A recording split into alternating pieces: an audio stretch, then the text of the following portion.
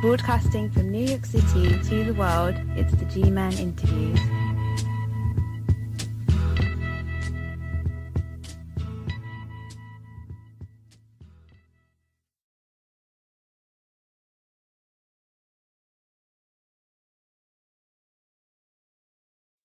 Welcome.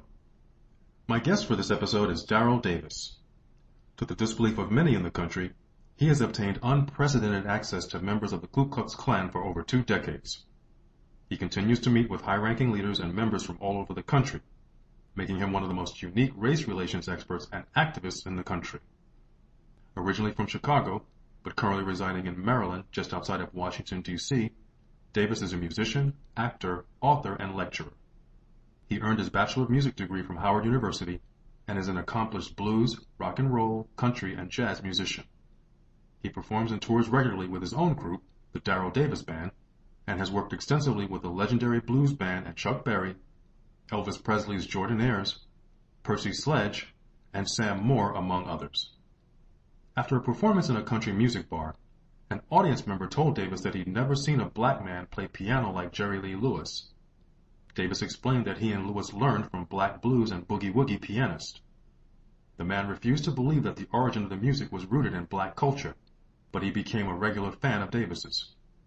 Unbeknownst to the musician, the man was a member of the Ku Klux Klan. The experience had such a profound impact on Davis that he decided to write a book, Clandestine Relationships. It was the first publication written by a black author featuring interviews with KKK members. Over the last 25 years, and in between gigs, Davis has walked perilously close to the edge when addressing the issue of race. My stories of attending KKK rallies and setting up surprise meetings with Klan leaders, all of whom were unaware of my skin color, have the suspense of a Hitchcock film. They keep audiences riveted to their seats in disbelief or complete shock. Basically, I'm taking on the oldest and most racist organization in the United States by myself, and have been successful to a large extent, said Davis. The Chicago native eventually became the recipient of robes and hoods of Klansmen who rescinded their beliefs after developing a close relationship with the musician. However, his methods have made him a subject of controversy, ridicule, and scorn.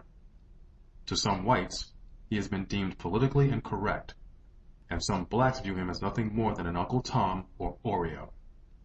Davis often refutes and silences his critics with the following response. I have Klan robes and hoods hanging in my closet, given to me voluntarily by members who have quit the Klan since coming to know me. That's what I've done to improve race relations. How many robes and hoods have you received as a result of your methods? Davis has received acclaim for his book and his work in race relations from a number of respected media sources, such as CNN, CNBC, Good Morning America, The Learning Channel, National Public Radio, and The Washington Post, to name a few. As an actor, he has appeared in the critically acclaimed television show The Wire and a number of stage plays and movie roles. Welcome to the show, Mr. Davis. Thank you, G-Man. Glad to be here. Before we discuss your book and activism, can you talk about the early years of your life and your introduction to music? Absolutely. I grew up as a child of parents in the Foreign Service. So basically I was an American Embassy brat. To date, combined with my professional music travels around the world, and combined with my travels as a child with my parents overseas, I've been in a total of 52 countries and 6 continents. So I've literally been exposed to many, many different races, cultures, ethnicities, religions, etc. And as far as your introduction to music? Music came later in my life. I've always liked music, but my early influences were people like Chuck Berry, Elvis Presley, Jerry Lee Lewis, Little Richard, Fats Domino, and then before them, the blues, like Muddy Waters, B.B. King, Robert Johnson. And so I got into being a musician later in life. When I was 17, a junior in high school, was when I decided that I wanted to become a full-time musician and major in music. But prior to that, all I did was listen and dance and try to sing along with the records. And how would you describe your very first professional performance? Oh, my goodness. Exciting, exhilarating, and I knew, this was the course that I wanted to pursue in my life. Oh, do you remember where the performance was held? Actually, yes. It was held at the Jewish Community Center, not too far from where I live, and it was the shortest. My first performance was the shortest performance of my life. It was at a teen club there for this community center, and apparently one of the teenagers had been misbehaving outside. And next thing I knew, right when we first started our first song, he came tearing through the room, running out the back door with a police officer chasing him. And the guy, it was just like in the movies. The kid ran out the door and hid behind the door, and the cop ran out and kept on going. So the kid came back in, and he came running back through the way he came. And turns out he had stolen the cherry off the top of the police car. The cop shut down the whole show. There were like about 6 or 7 bands, and we were like the third band to perform. And we had just started, and the cop shut down the whole show. So that was my first professional performance. As previously noted, the incident at the country bar changed your life in a profound way. Before the Klansman approached you and revealed who he was, did you or band members ever get the sense that the bar was different or that you weren't welcomed? Well, the band had already played there. This was not my band. I was not the band leader. I was simply the keyboard player in the band. I joined the band recently. Okay. And so, they'd already been there. They were all white. They knew the deal there. And I commend them for bringing me in there. That was my first time in there. And yes, there were a lot of stares, a lot of looks at me and, wondering, why I was there, that kind of thing. People kept asking me, are you going to play some Charlie Pride songs? Charlie Pride, the great black country singer. Right. And I would purposely, I love Charlie Pride. I even, got to meet him and things like that, love his music. But I would purposely not play those songs for those people because I did not want it to appear to be patronizing them. Was that the first time you ever came into contact with a Klan member? No, that was not the first time I'd come into contact with one. I had a violent confrontation with one. I didn't know he was in the Klan at the time. Later on, I found out. But this was the first time I ever sat down and socialized with one. Can you briefly describe the incident that became violent? Yeah, I was pulling into a parking lot late one night after a gig of a all-night restaurant and to get something to eat. And as I pulled into my space, just a few spaces away, this guy was sitting on top of a woman. He was straddled across her, and he was banging her head into the sidewalk and slapping her in the face. And I didn't know what had transpired before I got there, but when I got out of the car, he looked up and said to me, "What are you looking at, nigger?" And I said, "I'm looking at you." And with that, he got up and tried to come and attack me, and naturally I had to defend myself, so I hurt him. I put him down, and eventually the cops came and all that kind of thing. They made him leave the property. Here's the thing. I wanted him arrested for trying to assault me, and they would not arrest him. And so they made him leave the property. So he left, the cops left, and the lady, I took care of her. I went inside the restaurant, got some ice for her head and all that. And I said, you know what? I'm going to take that guy to court. Even though he didn't hurt me, I was the one who did the hurting, to him. I just felt, that this was uncalled for. So she gave me the information on him, and she said she would come to court with me and testify. So I went down to the police station, filled out a warrant for him, charging him with assault, and he was served. And I went down to pick up the woman to bring her to court. And on the way to court, she was telling me the story. She was his ex-fiancée, and he did not want to let go of her. She wanted out of it because he was seeing somebody else, and he did not want to let go. So he was beating her up like, if I can't have you, then no one will have you. It turns out he was a lieutenant on the fire department. So that's why the cops let him go. They all knew each other. And he'd been drinking or something like that, so they didn't want to arrest their buddy, so to speak. But she tells me that he was in the Klan, and later I found that out to be true. But anyway, I went to court, and of course I won. I won the case against him. What location did this take place? It took place in a town called Frederick, Maryland. Many in this country and abroad believe there's no such thing as coincidence and that everything happens for a reason. Looking back, do you believe you were supposed to be performing at that bar on that specific night? Oh, I believe everything happens for a reason. No doubt. There's a master plan in place. Fate is what it is, and we have some means by which we can direct ourselves, but ultimately we're put in certain places for certain reasons at certain times. Sometimes we know nothing about, but we're just there being directed. How soon after the encounter with the Klansmen did you start writing Clandestine Relationships? Actually, about 8 years later. I have to be honest. The first time I saw the cover of the book, it gave me the impression that you were supportive of the Ku Klux Klan.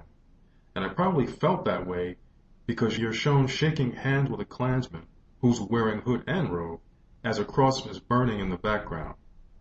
And in my view, the cover could easily be interpreted as you forging an alliance with the organization instead of challenging its beliefs and practices.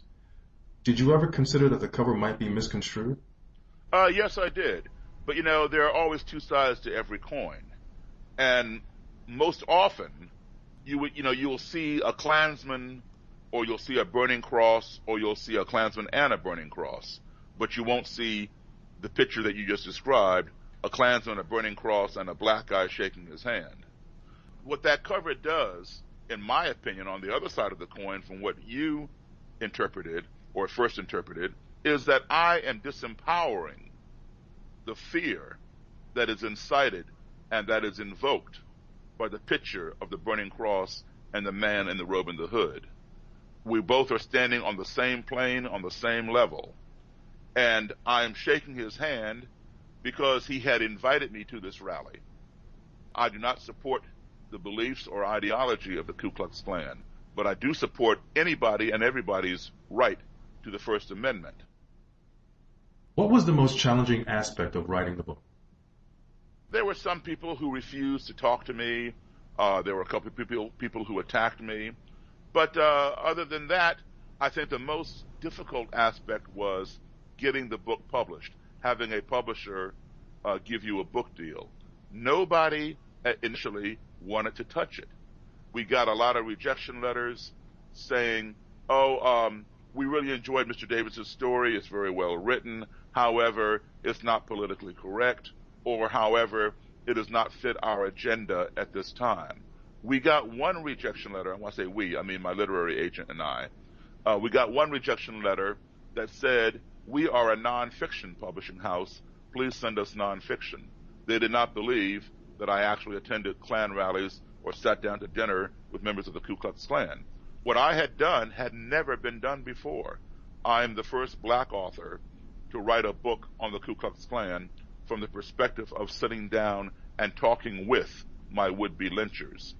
All the books written on the Ku Klux Klan to date have been written by white authors. Obviously, they would have easier access as a journalist or whatever. They could sit down face-to-face with these people, or they could join the Klan undercover and then get out and write the story. Or an ex-Klansman, ex-Klanswoman who left the Klan and wrote their memoirs. There have only been 2 books written by black authors that dealt with the Ku Klux Klan, and each author detailed how he escaped a lynching, one in the 1930s and one in the 1940s, but not from the perspective of sitting down with their would-be lynchers. That's what I wanted to do, and that's what I did. And you've been meeting with Klan members for over 2 decades. Absolutely. I just met with one a few weeks ago. Are you shocked or surprised that there are people, black and white, who still don't like what you're doing? Yes and no. I'm shocked that, I would hope people would have more intelligence. And let me explain it from a different way. Anytime anyone, take race out of it, anytime anyone does something or tries to do something or wants to do something that goes against the status quo, he or she is subjected to criticism. You can even go back as far as Galileo. Before Galileo, people believed that the sun revolved around the earth. And it was Galileo who said, no, the earth revolves around the sun. And he went to prison for saying that. They thought he was a heretic. People believed that the earth was flat. And people who challenged that said, no, the earth is round. They were considered crazy. Now, here we have people who are supposedly intelligent, and they are strong civil rights advocates. They believe in equality for all. And we preach that in our Pledge of Allegiance, in our Star-Spangled Banner, in whatever. Liberty and justice for all, one nation undivided, all that. And the most revered civil rights leader in this country has been and still is Martin Luther King. He said in his most famous speech, the I Have a Dream speech, and I'm going to paraphrase, he said that he had a dream that one day the sons or children of slave owners would sit down to the table with the children of former slaves. Is that not what I'm doing? I am trying to bridge that divide, and I'm doing so successfully. Not everybody that meets with me changes, and I never set out to convert anybody. I set out to lead by example and try to find out what gives those people that mindset, black or white. I don't believe in black supremacy. I don't believe in white supremacy. What gives those people that mindset? And the best way to do it is to sit down and talk. Talk with your enemy. Because when two enemies are talking, they're not fighting. They may be disagreeing, but as long as they're talking, they're not fighting. It's when the talking ceases that the ground becomes fertile for violence. When you showed up at Klan rallies, well, you may in essence have already answered this question, did anything ever happen that made you believe your life was in danger? But clearly there were incidences where you did feel your life was in jeopardy. There were incidents where I felt my life was threatened. I mean, I didn't feel it. I knew it because I was threatened. But these were not at Klan rallies. Some of the Klan rallies I went to on public property, anybody can go to because it's public property. Some other ones I went to on private property, you have to be invited, by the leadership of the Klan. And so I was invited, so therefore I was okay. Now, there have been Klan members present at these rallies who resented the fact that I was there, who could not understand why their leader would allow me onto the property and to attend these secret rallies or whatever. So, there was some resentment there, but they had to abide by the leadership. Were you ever armed during the confrontations? Never. Never? Never. Armed with my intelligence and my wit.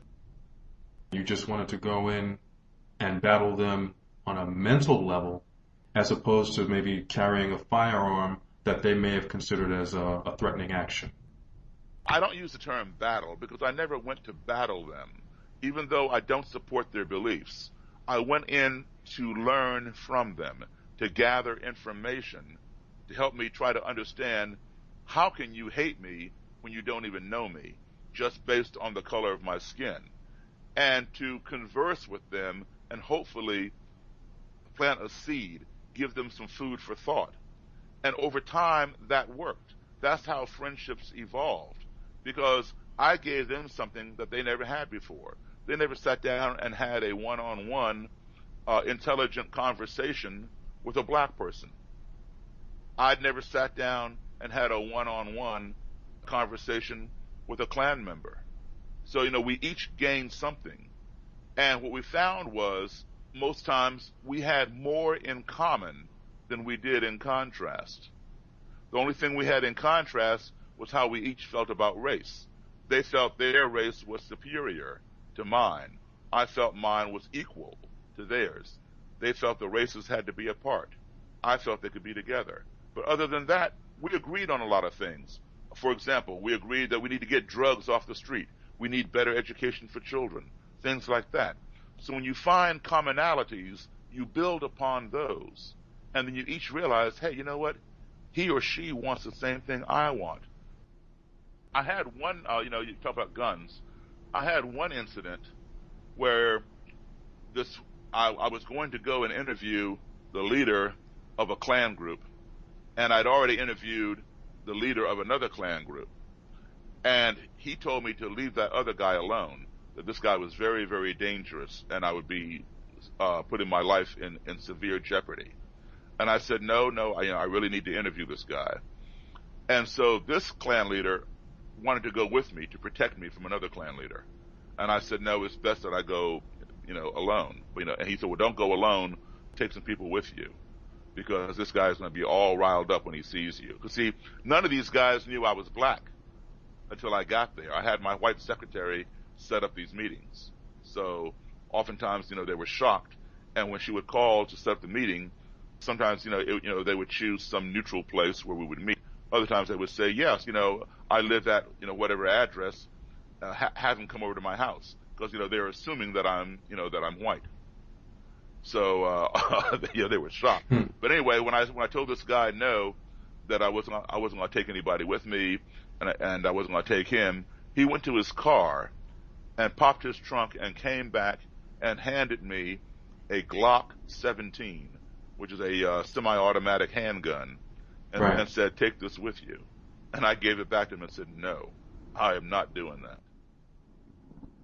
Tell me about the first time a Klansman handed you his hood and rope. Well, I was kind of shocked.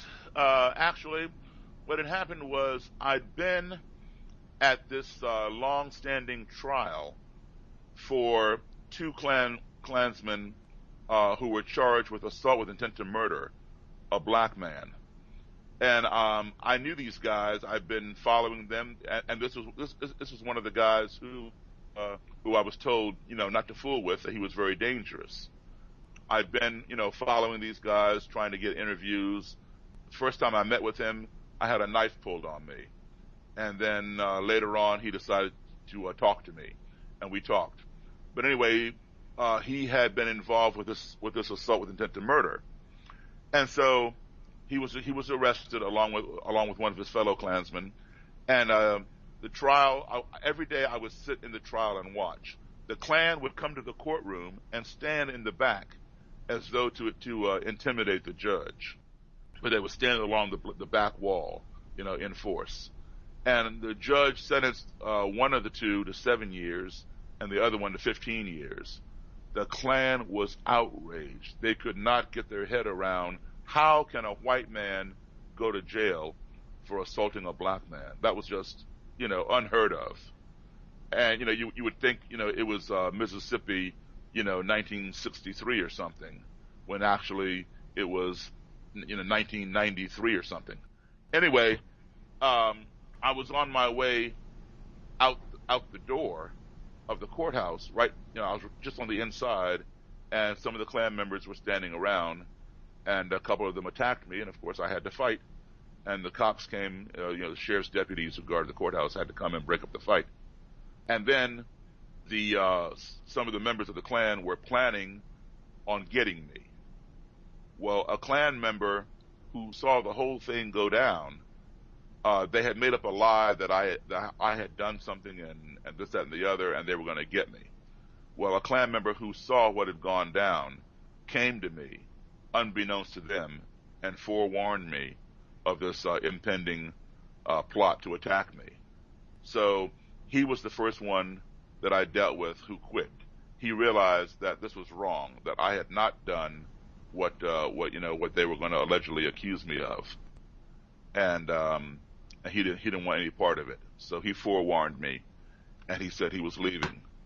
And I said, "What are you going to do with with all your Klan stuff?" He said, "I'm going to get rid of it. I have no more use for it." I said, "Well, give it to me." He goes, "What would you want it for?" And I said, "Well, just give it to me. One day I'm going to open a museum." So he gave it to me. He gave me his robe and hood and a bunch of other Klan paraphernalia. And that was roughly 1993? That was roughly, about mid-93. Have you spoken to him since? Oh, yeah. Now, he moved from Maryland to New York in order to get away from these guys because they turned on him. Okay, so he's in my neck of the woods now. He's in your neck of the woods, at least in your state. Okay. Racist skinheads and the Aryan Brotherhood are two of the most dangerous and deadly white supremacist groups in the country. Have you attempted to meet with them, or are you primarily focused on reforming Klan members? No, I've met with all kinds of white supremacists, and black supremacists for that matter.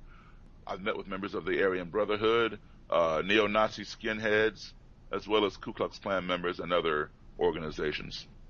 And when you met with the black supremacist groups, Can you provide an overview of what that was like? Pretty much similar to meeting with white supremacists.